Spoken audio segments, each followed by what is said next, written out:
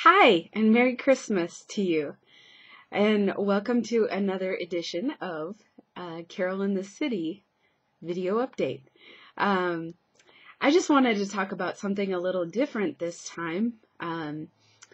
Something that we've been doing around here at Street Life is having monthly book reports, and I may have mentioned it before, but I don't remember. And I just wanted to share about a book that I read this year that really inspired me, and I hope it inspires you. Just talking a little bit about it and the impact it made on me.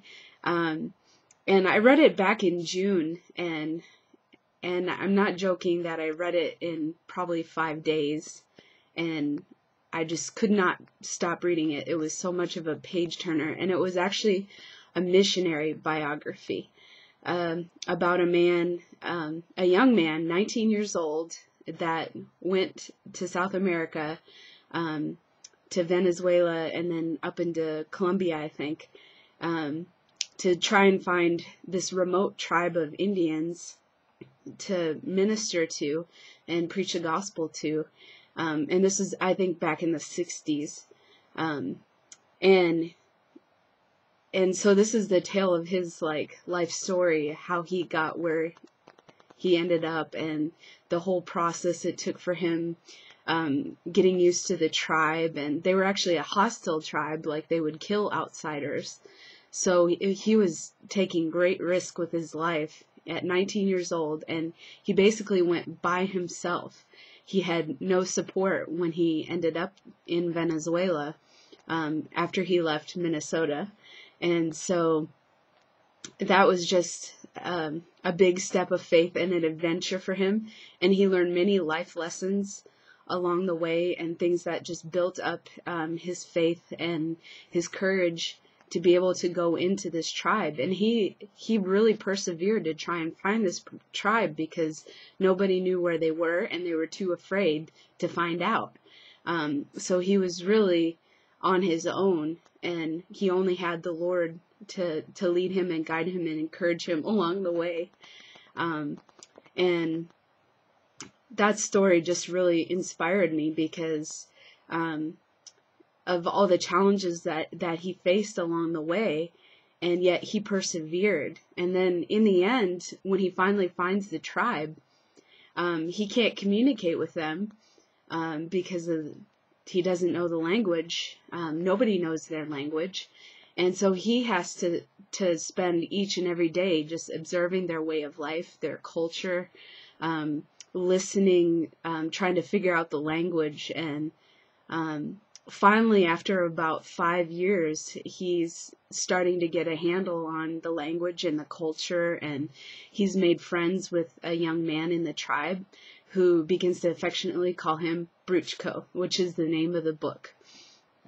And after this experience, the Lord inspires this young 19-year-old young man to, I'm sorry, I forget his name, to show him how to explain the gospel to them in a way that their culture would understand it, instead of maybe the way that we would understand things. And this young man from the tribe ended up hearing the gospel and receiving and believing in Jesus. But Bruchko had to wait 5 years for that opportunity. And I think for us American missionaries, we would have a hard time with that in general, because I think, we're just used to everything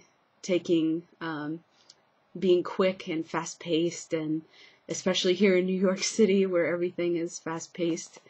And so, that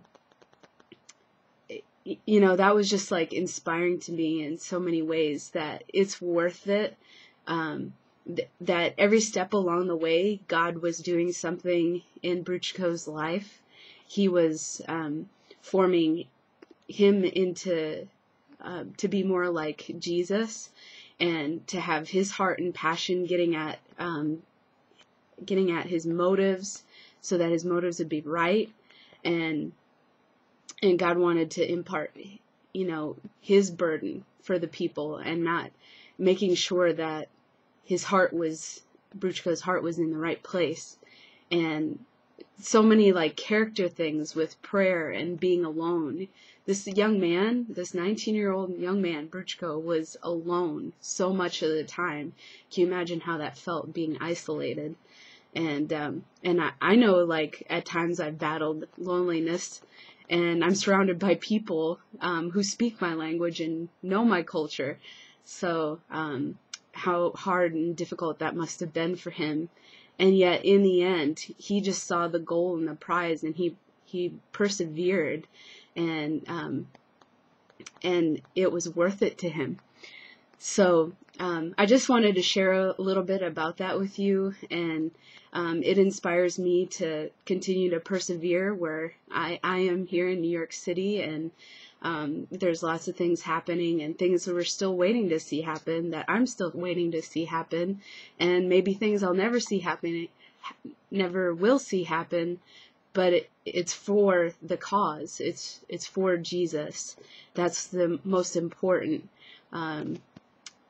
thing about everything that I do here, is that it's about him and his kingdom.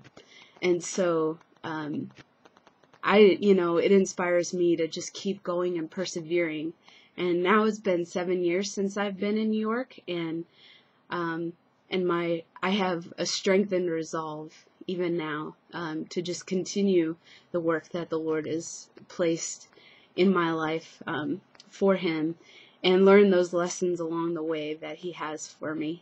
And I've already learned so many, and I'm sure there will be many more. Face difficulties and challenges and joys and excitement and thrills and all that.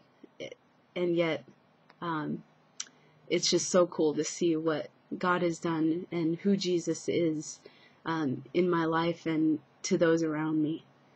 So I hope that blesses you, and thank you so much for your prayers, and have a very Merry Christmas and a Happy New Year.